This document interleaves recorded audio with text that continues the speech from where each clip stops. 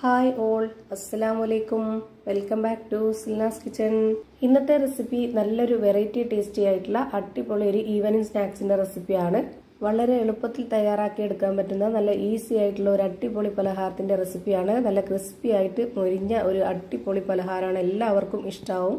അതുകൊണ്ട് തന്നെ video skip ചെയ്യാതെ മുഴുവനായിട്ടൊന്ന് കണ്ടു നോക്കണേ. റെസിപ്പിയിലോട്ട് കടക്കുന്നതിന് മുമ്പായി സിൽനാസ് കിച്ചൺ ചാനൽ ആദ്യമായിട്ട് കാണുന്നവരാണെങ്കിൽ പ്ലീസ് ഒന്ന് സബ്സ്ക്രൈബ് ചെയ്തേക്കണേ. ഒപ്പം തന്നെ ഈ വീഡിയോസ് നിങ്ങൾക്ക് ഇഷ്ടപ്പെടുകയാണെങ്കിൽ ഒരു ലൈക്ക് ചെയ്ത് ഷെയർ ചെയ്ത് സപ്പോർട്ട് ചെയ്യാനും മറക്കരുത്. ഇനി നമുക്ക് ഇതെങ്ങനെയാണ് തയ്യാറാക്കുന്നതെന്ന് നോക്കാം.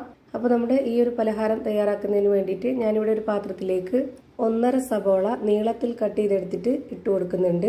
സബോള നീളത്തിൽ കട്ട് ചെയ്തെടുത്തിട്ട് കൈകൊണ്ടൊന്ന് തിരുമ്മി എടുത്തിട്ടുള്ളതാണ്. ഒറ്റയായിട്ട് കിടക്കണം, എന്നാലേ നല്ല പെർഫെക്റ്റ് ആയിട്ടും നല്ല ടേസ്റ്റി ആയിട്ടും ഈ ഒരു പലഹാരം കിട്ടുള്ളൂ. ഇനി അടുത്തതായിട്ട് ഇതിലേക്ക് വേണ്ടത് ഉരുളക്കിഴങ്ങ് ഗ്രേറ്റ് ചെയ്തെടുത്തിട്ടുള്ളതാണ്. ഞാനിവിടെ പുഴുങ്ങിയ ഉരുളക്കിഴങ്ങാണ് ഗ്രേറ്റ് ചെയ്തെടുത്തിട്ടുള്ളത്. ഗ്രേറ്റ് ചെയ്തെടുക്കാൻ പരുവത്തിന് വേണം നമ്മളിത് പുഴുങ്ങിയെടുക്കാനായിട്ട്. ഉടയുന്ന പരുവത്തിലൊക്കെയാണ് കിഴങ്ങ് കിട്ടുന്നതെങ്കിൽ ഇതുപോലെ ഗ്രേറ്റ് ചെയ്തെടുക്കാൻ പറ്റത്തില്ല. ഒരു മീഡിയം പരുവത്തിൽ വേവിച്ചെടുക്കുമ്പോൾ നമുക്ക് ഇതുപോലെ ഗ്രേറ്റ് ചെയ്തെടുക്കാൻ പറ്റും. ഇനി ഇതിലേക്ക് ഇട്ട് കൊടുക്കുന്നുണ്ട്. അടുത്തതായി ഇതിലേക്ക് 2 പച്ചമുളക് കട്ട് ചെയ്തത് ഇട്ട് കൊടുക്കുന്നുണ്ട്. പിന്നെ വെളുത്തുള്ളി ഇഞ്ചി ചതച്ചതാണ് ഇതിലേക്ക് ഇട്ട് കൊടുക്കുന്നത്. ഇതുപോലെ 1 സ്പൂൺ അളവിൽ ഇട്ട് കൊടുത്തിട്ടുണ്ട്. ഇനി വേണ്ടത് കറിവേപ്പിലയാണ്. കറിവേപ്പിലയും കൂടെ ഇട്ട് കൊടുക്കാം. മല്ലിയില ഉണ്ടെങ്കിൽ അതുകൂടി ഇട്ട് കൊടുത്താൽ പ്രത്യേക ടേസ്റ്റ് ആയിരിക്കും. ആ ഒരു ഫ്ലേവർ ഇഷ്ടമുള്ളവർക്ക് ഇട്ട് കൊടുക്കാവുന്നതാണ്. ഇനി ഇതിലേക്ക് 1/2 കപ്പ് അളവിൽ കടലമാവ് ഇട്ട് കൊടുക്കാം. പിന്നെ വേണ്ടത് അരിപ്പൊടിയാണ്. വറുത്ത അരിപ്പൊടിയാണ് ഞാൻ ഇതിലേക്ക് ഇട്ട് കൊടുക്കുന്നത്. 1/2 കപ്പ് അളവിൽ ഇട്ട് കൊടുത്തിട്ടുണ്ട്. കടലമാവ് എടുത്തിട്ടുള്ള അതേ കപ്പ് അളവിൽ തന്നെ അരിപ്പൊടിയും കൂടെ ഇട്ട് കൊടുക്കാം. വറുത്ത അരിപ്പൊടി തന്നെ ഇതിലേക്ക് ഇട്ട് കൊടുക്കാൻ വേണ്ടി നോക്കുക.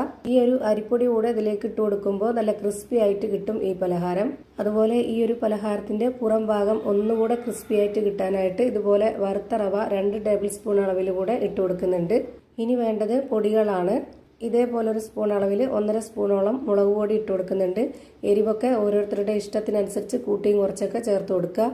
പിന്നെ ഇതിലേക്ക് 1 സ്പൂണോളം ചിക്കൻ മസാലപ്പൊടി, 1/4 സ്പൂൺ പെരിഞ്ജീരകപ്പൊടി, മഞ്ഞൾപ്പൊടി, ഗരം മസാലപ്പൊടി, ആവശ്യത്തിനുള്ള ഉപ്പും കൂടെ ഇട്ട് കൊടുത്തതിന് ശേഷം ഇത് കുഴച്ചെടുക്കാൻ വേണ്ടി ആവശ്യത്തിനുള്ള വെള്ളം ഒഴിച്ചു കൊടുക്കാം.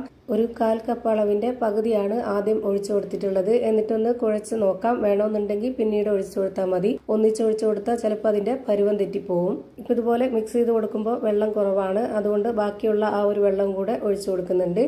വെള്ളം ഇത്രയും തന്നെ മതിയാവും. 1/4 കപ്പ് അളവിൽ 1 കപ്പ് വെള്ളം ഞാനിപ്പോൾ ആകെ ഒഴിച്ചു കൊടുത്തു. ഈ മാവിന്റെ പരുവം എന്ന് പറയുന്നത് ഒരുപാട് ലൂസായി കിട്ടരുത്. നല്ല കട്ടിയായിട്ട് തന്നെ മാവ് കുഴച്ചെടുക്കുന്ന പരുവത്തിൽ തന്നെ റെഡിയാക്കി എടുക്കുക. ഇതുപോലെ കൈവച്ചിട്ട് നന്നായിട്ട് മിക്സ് ചെയ്തെടുത്തതിന് ശേഷം ഞാനിപ്പോൾ ഇവിടെ നല്ല രീതിയിൽ കുഴച്ചെടുത്തിട്ടുണ്ട്.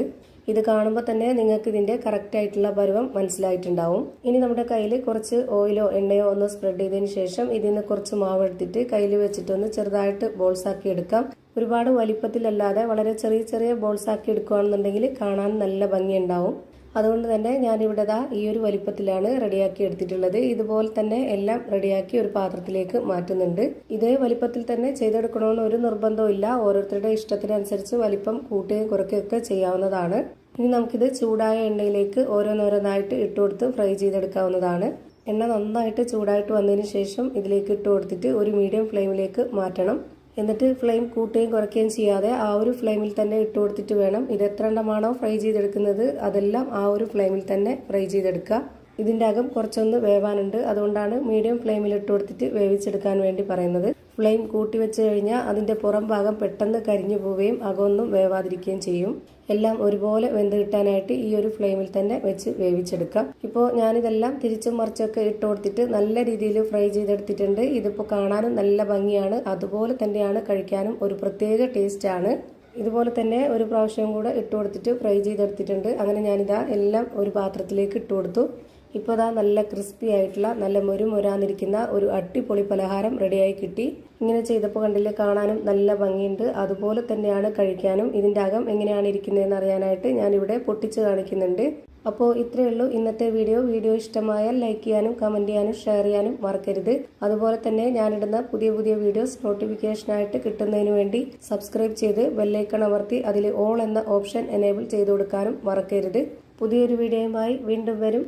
Thank you for watching.